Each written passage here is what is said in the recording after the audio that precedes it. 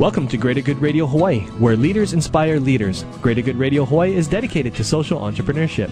I'm your host, Evan Leong, and with me is my co-host, Kari Leong.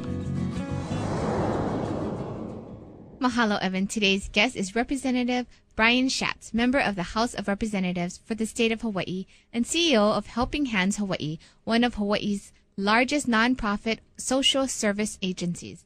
Brian is running for position at the United States Congress. Please welcome to Greater Good Radio, Representative Brian Schatz. Welcome to our show, Brian. Aloha, Kari. Aloha, Evan. Thanks for having me.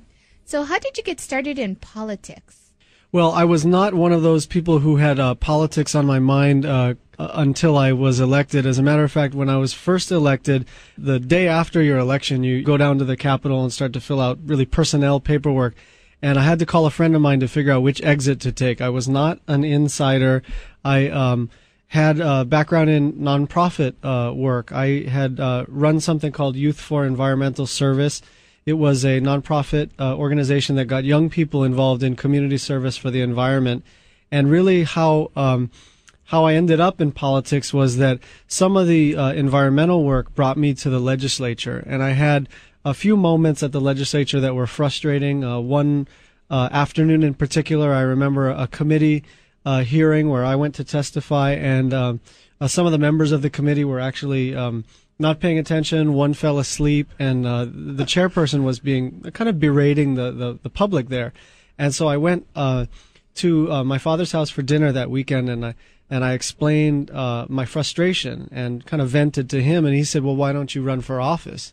And I told him, well, you know, at the time I was 25 years old. I said, well, I'm 25 years old. You don't run for office when you're 25. And he said, yes, you do. In Hawaii, you sure do run for office when you're 25 years old. And explained to me that Hawaii's history is full of young politicians, including our senior senator, who was first elected to the United States House at 34.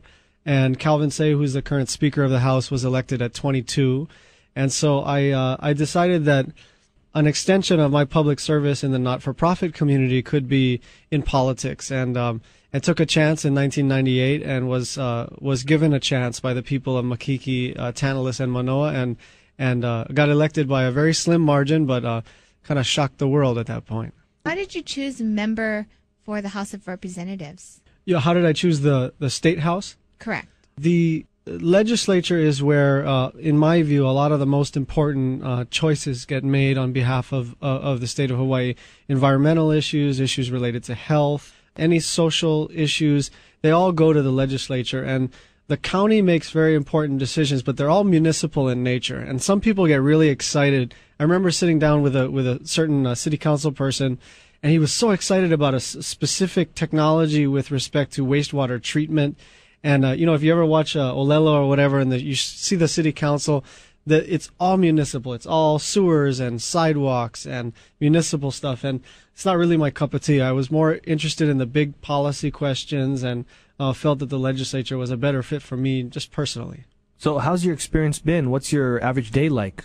Well, the average day is long. As you know, the legislature only meets 4 or 5 months out of the year. And so we're in the thick of it, actually, right now, and it's quite busy and it's quite long. One of the things that is different than normal private sector work is that the hours are actually longer at the legislature, but there is a lot of just having to be there physically. It's not that you're actually required to deliver work product. You just have to be available for votes.